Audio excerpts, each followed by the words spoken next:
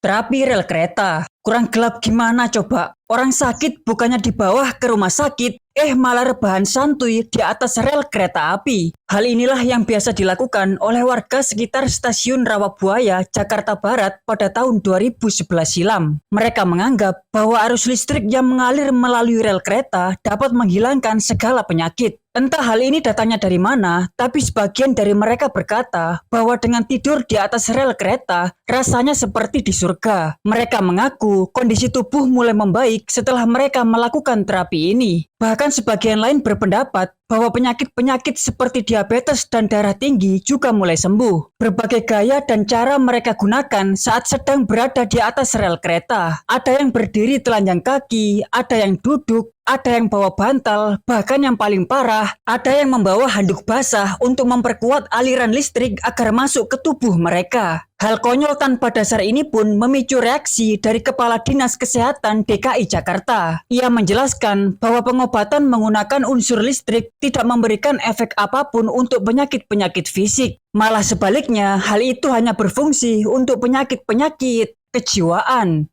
Batu petir Ponari. Dari rel kereta api, kita berpindah ke batu suci yang jatuh dari surga. Pengobatan menggunakan batu Doraemon ini sempat viral pada tahun 2009 lalu, bahkan sampai terdengar ke luar negeri. Cerita diawali saat bocah SD bernama Ponari yang sedang bermain hujan di daerah ladang dekat rumahnya. Tak lama kemudian, sebuah petir menyambar satu jengkal di atas kepalanya. Tapi anehnya, Ponari tidak terluka sedikit pun layaknya tokoh utama. Bersama petir dahsyat itu, terjatuh juga sebuah batu yang ia katakan sempat bersinar berwarna hijau. Entah mendapat ide dari mana, ia yakin bahwa batu itu dapat menyembuhkan berbagai penyakit. Kisah ini pun menyebar dan menarik ribuan pasien setiap harinya, baik dari Indonesia maupun mancanegara. Metode pengobatannya dapat dibilang sangatlah simpel, yakni cukup dengan mencelupkan batu ajaib ini ke dalam air, yang nantinya air itu akan diminum oleh pasien. Banyak pasien mengatakan mulai merasa baikan bahkan sembuh total setelah rutin meminum air Ponari. Meskipun banyak ahli mengatakan hal itu hanyalah placebo effect atau hayalan para pasien, tapi tetap saja yang namanya warga Indonesia Raya terus mendatanginya.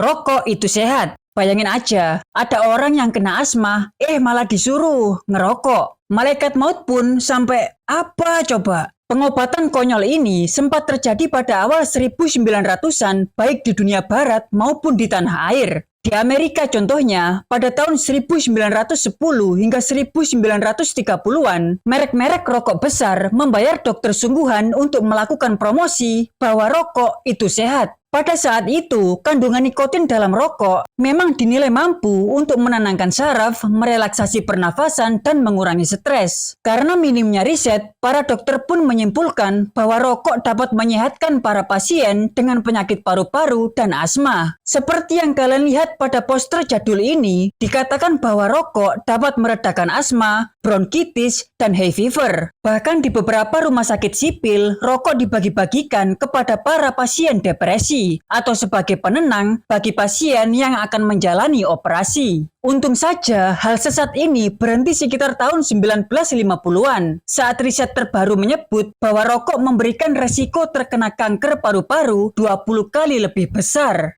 Bloodletting. Nah ini nih yang paling gila dalam daftar ini. Singkatnya, bloodletting adalah praktik mengeluarkan darah dari tubuh pasien dengan tujuan menyembuhkan penyakit. Jadi misal ada orang sakit tenggorokan, darahnya dikuras. Ada orang kena flu, darahnya dikuras. Bahkan ada orang kena diare, darahnya juga dikuras. Meski terdengar konyol dan mengerikan, pengobatan ini pernah benar-benar terjadi di dunia selama 3000 tahun lamanya. Jadi sebelum ada rumah sakit, orang-orang pada zaman dahulu selalu dikuras darahnya saat mereka sedang sakit. Bahkan saat masuk angin sekalipun. Saat pasien mulai pusing, pingsan, bahkan meninggal karena kurang darah, para dokter menganggap bahwa racun atau penyakitnya sudah sembuh. Contoh paling tragis dari pengobatan ini adalah Raja Inggris pada abad ke-16, yakni Charles II, yang awalnya mengalami kejang-kejang epilepsi. Tanpa pikir panjang, dokter istana pun melakukan praktik yang disebut terapi penyucian tubuh. Charles diberi obat pencahar, dipaksa muntah, dan dikuras darahnya sampai hampir 2 liter. Ia pun akhirnya meninggal 2 hari setelahnya. Jasa kuras darah ini pun pada zaman dahulu dilakukan oleh beberapa orang, seperti dokter istana, biarawan, bahkan tukang barber. Itulah sejarah mengapa tong barber yang sering kalian lihat ini diberi warna merah dan putih, yang pada saat itu melambangkan darah dan perban. Bayangin aja, kalian lagi malas-malesnya sekolah,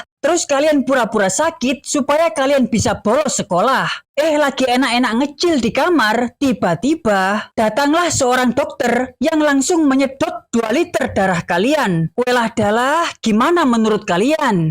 Pakai besi panas. Nah, sekarang kita masuk ke poin yang paling kocak dan absurd. Lah gimana enggak? Pengobatan yang dinamai dengan kauterisasi ini mengharuskan seseorang pasien untuk dimasuki pintu belakangnya dengan besi panas. Pengobatan disturbing ini dikenalkan oleh Hippocrates pada era Yunani kuno dan masih berlanjut sampai abad ke-12 di Eropa. Kauterisasi ini dikenalkan untuk mengobati pasien yang memiliki wasir pada anus mereka. Pengobatannya sendiri cukup dengan memanaskan besi lalu menempelkannya pada area wasir. Setelah wasir terbakar, pasien akan diberikan salep dan perban agar luka cepat mengering. Munculnya kauterisasi ini didasarkan pada quote Hippocrates 1 ini yang berbunyi, apa yang tak dapat disembuhkan oleh obat, maka disembuhkan oleh pisau. Jika tak bisa disembuhkan oleh pisau, maka dengan api. Jika tidak bisa disembuhkan dengan api, maka hal itu tak dapat diobati. Orang ini kenapa coba? Meski kauterisasi ini dibilang cukup efektif menghilangkan wasir, banyak korban berjatuhan akibat luka yang berinfeksi.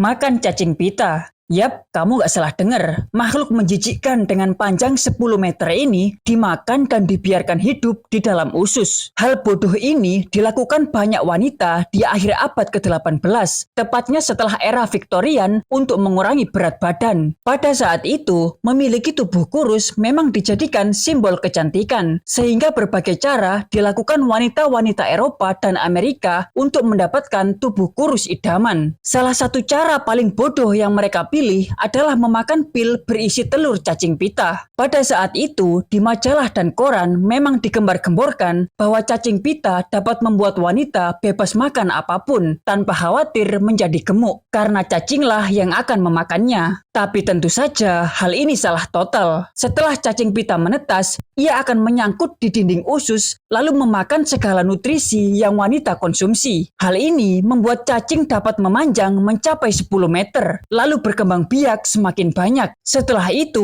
wanita akan mengalami sakit perut konstan, anemia kronis, diare berlebihan, bahkan bisa merasakan ada yang bergerak-gerak di dalam perut. Tidak hanya itu, anak-anak cacing pita ini juga bisa masuk ke aliran darah dan hinggap di organ lain selain usus, seperti otak, mata, dan jantung. Hal fatal ini pun dapat menyebabkan epilepsi, gagal jantung, kebutaan, dan kematian. Pengennya jadi kayak gini, malah kayak gini. Gigit tikus mati. Nah ini nih yang paling what the hell. Bayangin aja, kalian lagi sakit gigi sampai gulung-gulung karena saking sakitnya. Saat dokter datang, ia malah bawa tikus mati lalu ditempel ke gigi kalian. Udah sakit, sekarang tambah jadi gila.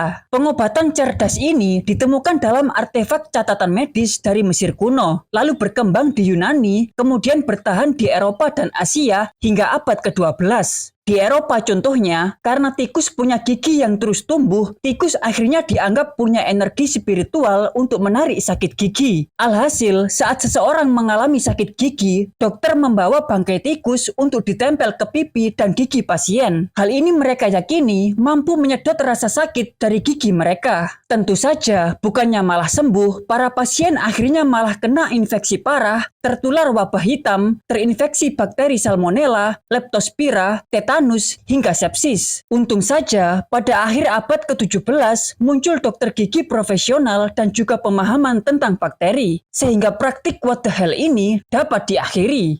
Ritual ODGJ. Lagi-lagi di negeri kita yang tercinta. Pada 13 Juli tahun 2023, di Danau Kuari, Desa Tegalega, Kabupaten Bogor, telah tenggelam 3 orang yang sedang berpartisipasi dalam ritual penyembuhan ODGJ atau orang dengan gangguan jiwa. Jadi kronologinya begini, pada Kamis malam pukul 22 waktu Indonesia Barat, ODGJ berusia 20 tahun bernama David didampingi oleh 6 orang untuk direndam di dalam danau. Atas perintah guru spiritual setempat berinisial AN. Menurut AN, orang dengan gangguan jiwa harus disembuhkan dengan ditenggelamkan sampai kepala lalu diangkat lagi hingga 7 kali. What the hell? Saat di tengah prosesi penyembuhan, David malah mengamuk tak terkendali. Hal ini membuat 6 orang yang mendampinginya kewalahan. 2 orang di antara mereka bernama Badrussalam dan Cecep berusaha membawa David ke tepi danau. Tapi naas, di tengah danau yang gelap, licin dan dalam, ketiganya harus tenggelam merenggang nyawa. Keesokan harinya, tim SAR datang ke lokasi. Tapi parahnya, warga sekitar malah menahan tim SAR tersebut. Mereka memerintah tim SAR untuk jangan turun dulu, karena sang guru masih melakukan ritual untuk menemukan ketiga jenazah. Sang guru melakukan ritual dengan cara melemparkan baju kesukaan korban ke dalam danau. Katanya, dengan begitu, korban akan dikembalikan oleh roh danau. Hal konyol yang berkesinambungan ini pun memperlambat evakuasi dan memperparah keadaan. Gimana menurut kalian?